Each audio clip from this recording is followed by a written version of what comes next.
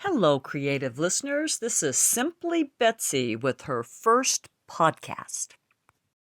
And I'm talking about 7 reasons to consider going plant based for better health. First thing you can do more than anything else is increase your fiber in your diet. Believe it or not, fiber is only in plant food. There is no fiber in meat, there is no fiber in dairy, there is no fiber in fish. So to increase fiber, you got to increase the plants you eat. Why do this? Well, because we need to feed our gut microbiome. Our gut microbiome has more stars than the Milky Way. Yep, that's how many bugs are in our tummies. More stars than the Milky Way. So they all like to eat different things, but what they like is fiber, fiber, fiber. Different sources of fiber from different plants is what they love the most. So if you've got 20 grams of fiber a day in your diet, you don't want to jump, obviously, to 40 grams a day. It's something you'd want to do really slowly. Otherwise, lots of gas and bloating, and that's no fun. So you want to take that easy, but the idea is to get 30 different plants a week to really improve your gut health. And that's based on Dr. Will Bulswick. He's a certified gastroenterologist, done a lot of research on it. And it's not that hard to do, really. I just made some still-cut oatmeal. I added a handful of greens, which you would never taste. I added some quinoa in there, and I added a little barley in there. Then I put some cranberries and topped it off with some chia seed. So just think about how many plant foods went into that bowl. And then, of course, I topped it off with my berries. It's a mixed frozen berry bag, strawberries, raspberries, blackberries. So count them. I mean, that's just a whole bunch of plants in one bowl. So when you think about it, getting 30 diverse plants a week is an excellent way to improve your gut health, which is full of diverse bugs that need the diverse plants.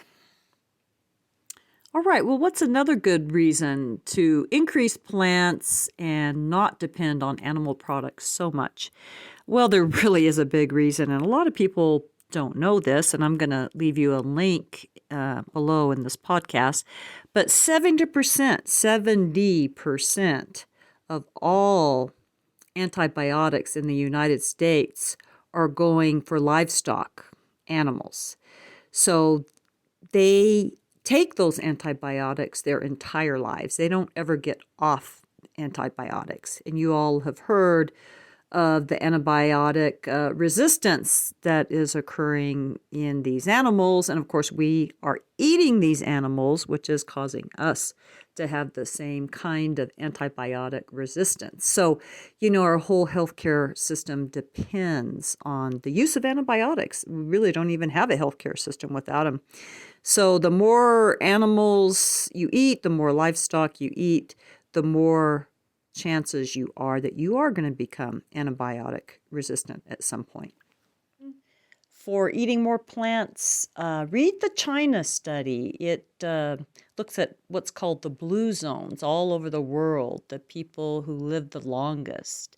Japan, China, U.S., populations that live well into their hundreds without dementia. Well, the predominant thing they eat are plants, and the meat or seafood is just a side dish, maybe 2 or 3 ounces.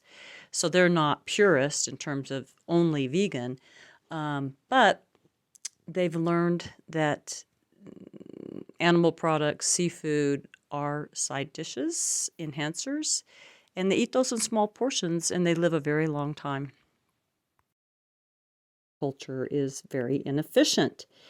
Farming animals is land intense and carbon intense as well. cows, chickens, pigs, they produce a lot of methane gas, and they require large pastures that have to be deforested, and they threaten the soil and desertification as temperatures rise. So the farmers have to put chemicals on these fields so that the forests always want to grow back, but they treat them with chemicals so that they don't grow back so they can continue to graze, and those chemicals end up in our oceans, which acidifies large portions. And I'm going to send you some links with that too. So think about all the livestock. We kill wildlife, birds, deer, cats, coyotes, beavers, groundhogs, fox, you name it, by the million in order to protect our domestic animals and our domestic animals' feed. So we kill all of the biodiversity to have these animals graze. And then we kill these domestic animals by the billion and eat them. And unfortunately, when we overdo it with these animals, that leads to bad health conditions, heart disease, stroke, cancer.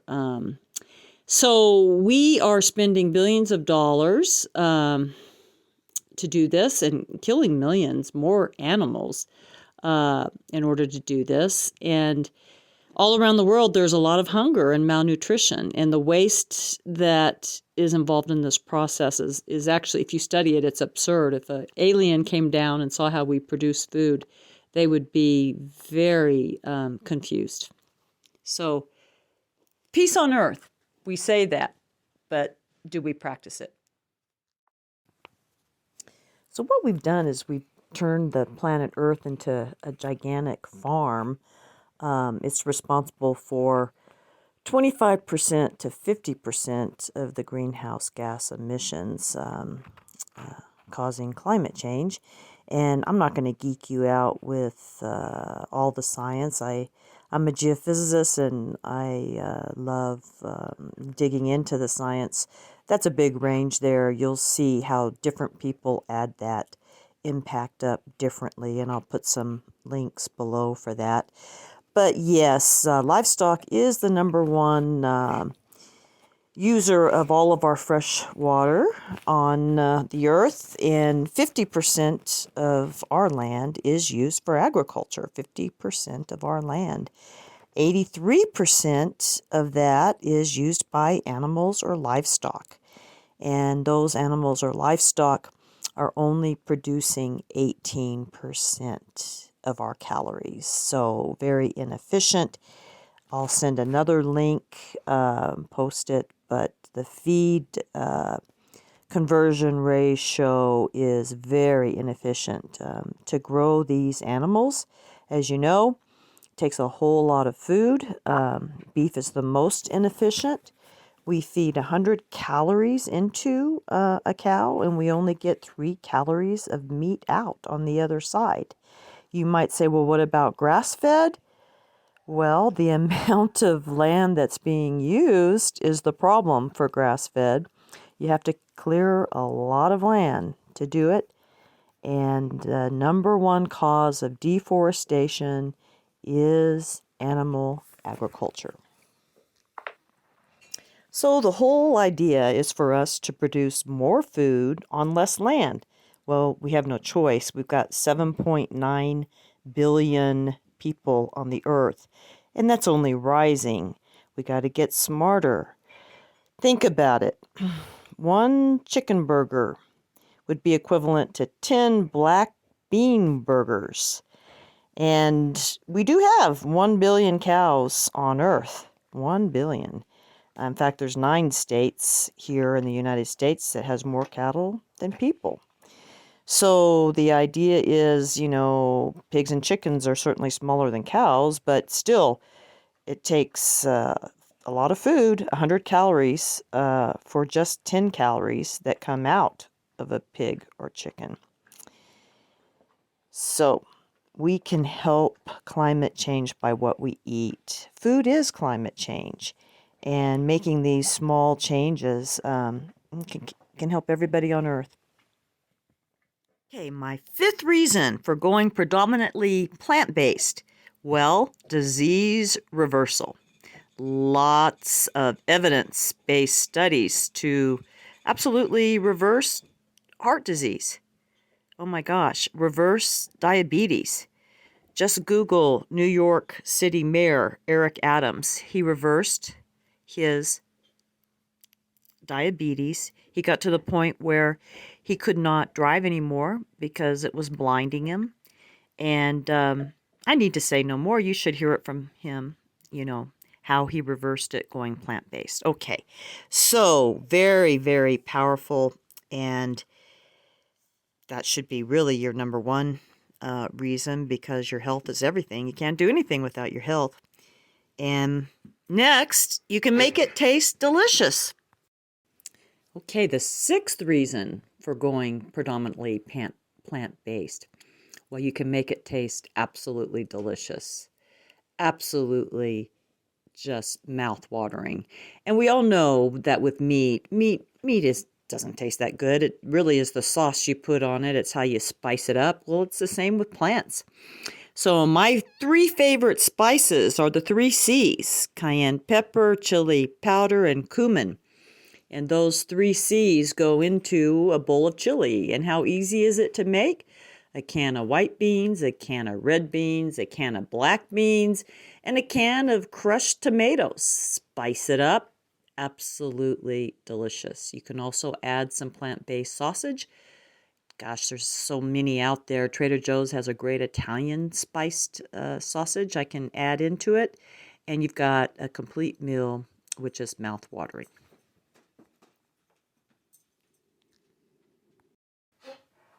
Other spices that are delicious for plant-based meals: Italian seasoning, who doesn't love it? Oregano, basil, rosemary, thyme, garlic powder, onion powder. Well, that goes into almost everything I do, including onion, not just powder, but flakes. Paprika, smoked paprika. Oh, so good. Any kind of peppercorn, black peppercorn, green, pink, white, have fun with it. Turmeric is amazing. Tarragon, amazing. You can also just do a pre-mixed steak seasoning, which is really delicious.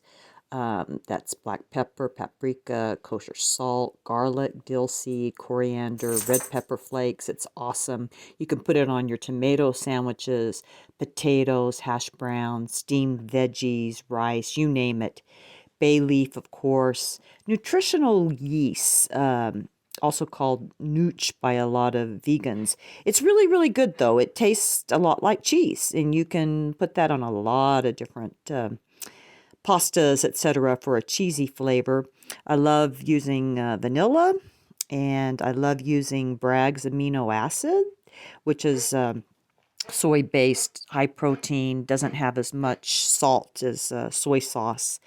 And there's just so many websites out there, so many podcasts out there on how to cook vegan. Just explore it. It's really amazing stuff. Myself, I start every morning with a green smoothie. It might not sound very good to you, but let me tell you, it is so good.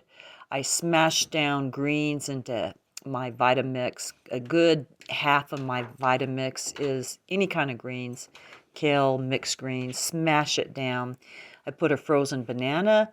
I put 1 or 2 dates. I put frozen berries. I cook a sweet potato and I throw that in there. I put a scoop of matcha tea in there. I love to also put a little bit of spoon of passion tea in there if I have any. And man, you just get that thing all whipped up, and it's creamy, it's smooth, it's amazing. And really, you just put in what you have in your refrigerator. And I always like to also include some purple cabbage. Go ahead and get the cabbage in there with the greens. Like I was saying, 30 different plants a week, and it's just so easy to do, and I promise you, you can make it taste delicious. Dr. Joel Furman advocates eat your greens half cooked and half raw, or in general, your vegetables, get half of them raw, get half of them cooked. It's a good balance.